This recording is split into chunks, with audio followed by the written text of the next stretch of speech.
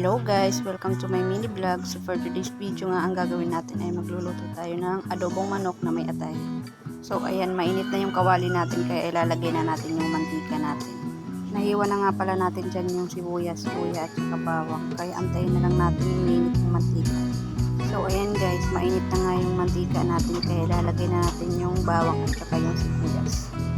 Kaya halo-halo lang natin guys. Ang sunod naman natin ilalagay dyan guys ay yung luya. Lagi talaga ako maglalagay ng luya sa adobo kasi para pagtanggal lang sa luya. So ayan guys, imekos-mekos lang natin hanggang sa mag-brown na siya ng konti. So ayan guys, tanggalan lang natin ng tubig yung manok natin. Para walang sumamang tubig pag ginisan natin ng manok at atay nga yung binili ko kasi gusto ko talaga silang pinaghahalo para isang lutuan na lang. Favorite ko nga yung atay guys, pero yung anak ko hindi kumakain ng atay. Yung gusto niyang kainin ay yung manok, kaya ang ginagawa ko ay hinahalo ko na lang pag bumibili ako. Ayan guys, nilagay ko na nga sa kawali yung manok at saka yung atay. Halo-halo lang muna natin to guys. Hindi nyo nga na itatanong pero favorite ko talaga yung manok na ipunan. Kahit ano pang luto yan, sobrang sarap talaga. Pero mas gusto ko talaga yung manok na native, lalo na pag nilalagyan ng papaya. Pero karamihan naman sa ating mga Pinoy ay manok talaga yung isa sa pinaka-paborito nating ulam.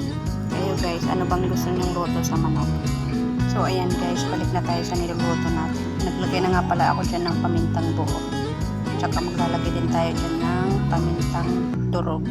Hindi nga ako satisfied sa pamintang buo, kaya lagi ko talagang nilalagyan ng crack o di kaya yung powder na paminta. Para sa akin kasi mas masarap yung maraming paminta, lalo na pag may durog. Para sa akin kasi mas masarap talaga yung mas maraming paminta. So ayan guys, sunod na natin nilagay dyan yung dahon ng laurel. Tsaka isusunod din natin yung magic sarap na mas lalong magpapasarap sa ating nilulutong adobong manok. O diba, may nalalaman pang pagganon si ante.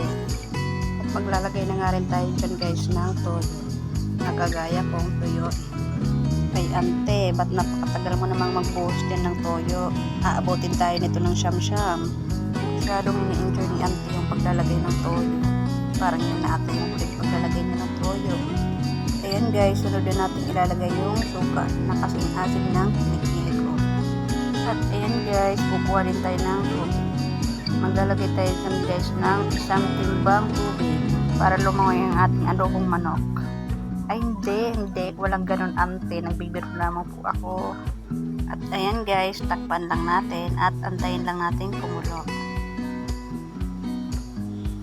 At ayan guys, malapit nang maluto ang ating adobong manok. Chicken adobo. At ayan nga ante, hindi nga halatang hindi mo tinipid yung toyo kasi napakaitim nga ang adobo mo. Kasi itim na ang singit mo. At ayan na nga guys, mukhang nauhaw ata yung ante nyo.